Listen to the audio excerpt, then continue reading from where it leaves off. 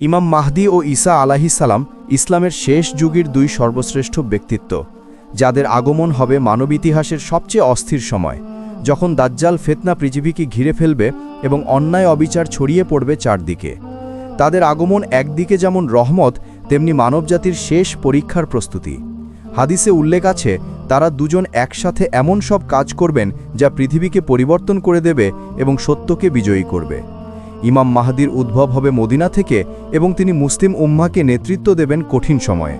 অল্প সময়ের মধ্যেই তার নেতৃত্বে মুসলিমরা একত্র হতে শুরু করবে এবং তিনি উম্মাহকে পথ দেখাবেন, কিন্তু দাজ্জাল তখনও পৃথিবীতে বিরাট শক্তি ও প্রভাব নিয়ে উপস্থিত থাকবে। ঠিক সেই সংকটময় মুহূর্তে আসমান থেকে অবতরণ করবেন ঈসা আলাইহিসসালাম, দামেস্কের পূর্ব দিকে সাদা মিনারের নিকটে। আলেমরা বলেন, যখন তিনি নেমে আসবেন তখন উম্মার ইমাম থাকবেন মাহদী এবং তিনি ঈসা আলাইহিসসালামকে সামনে এনে নামাজি ইমামতি করতে চাইবেন। কিন্তু ঈসা আলাইহিসসালাম ইমাম মাহদীকে বলবেন, এটি তোমার জন্যই আল্লাহর সম্মান, তুমি ইমাম, তুমিই নেতৃত্ব দেবে। এর মাধ্যমে বোঝানো হয় যে শেষ যুগের উম্মার নেতৃত্ব মানবজাতির মধ্য থেকে আগত মহৎ নেতা মাহদীর হাতেই থাকবে, আর ঈসা আলাইহিসসালাম তার পাশে থাকবেন একজন আসমানি সমর্থক ও আল্লাহর রাসূল হিসাবে। এরপর তারা দুজন একসাথে মুসলিম উম্মাহকে দাজ্জালের বিরুদ্ধে প্রস্তুত করবেন।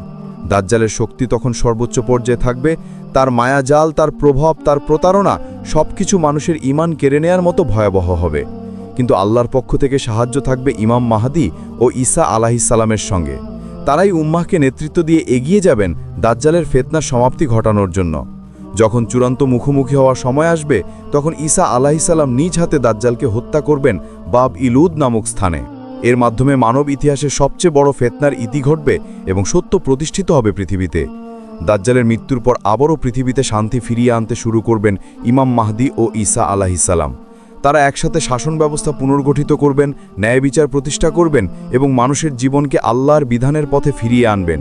সেই যুগে যুদ্ধ থেমে যাবে, বিদ্বেষ কমে যাবে, ধন সম্পদের লোভ থাকবে না, আর পৃথিবী এমন শান্তিতে ভরে উঠবে যা মানবজাতি অনেক যুগ ধরে দেখেনি।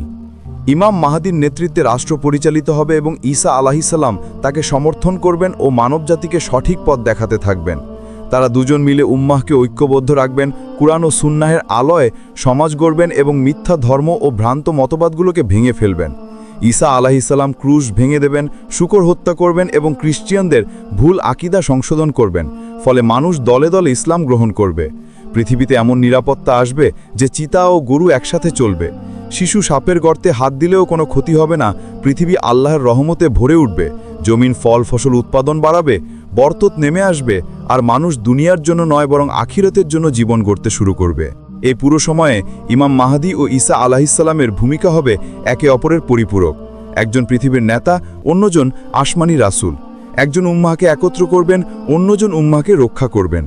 তাদের এই যুগ হবে মানবজাতির জন্য এক সোনালী অধ্যায়, যার পর শুরু হবে কিয়ামতের আরেক ধাপ। কিন্তু এইসব ঘটনা আমাদের জন্য শুধু ভবিষ্যৎ বর্ণনা নয়, এগুলো আমাদের ঈমানকে দৃঢ় করার মাধ্যম, আমাদের মনে করিয়ে দেয় যে সত্য শেষ পর্যন্ত জয়ী হবেই, আর আল্লাহর পরিকল্পনা সবসময় সর্বশ্রেষ্ঠ। তাই আমাদের উচিত এখন থেকে নিজেদের শুদ্ধ করা, ঈমানকে শক্তিশালী করা এবং সেই মহান ব্যক্তিত্বদের আগমনের আগেই নিজেকে প্রস্তুত করা। কেননা যারা আল্লাহর পথে দৃঢ় থাকবে তারাই শেষ যুগের পরীক্ষায় সফল হবে, আর যারা দুনিয়ার মোহে হারিয়ে যাবে তারা সত্যের আলো দেখতে পাবে না। আল্লাহ আমাদের সবাইকে হেদায়েত দান করুন এবং সত্যের উপর অটল রাখুন। সবশেষে যদি আপনি ইসলামিক এসক্যাটোলজি, মাহদী, দাজ্জাল ও ঈসা আলাইহিসসালাম সম্পর্কিত আরও গবেষণা ভিত্তিক ভিডিও পেতে চান, তাহলে অবশ্যই ফাইনাল আওয়ার কল চ্যানেলটি সাবস্ক্রাইব করে আমাদের পাশে থাকুন।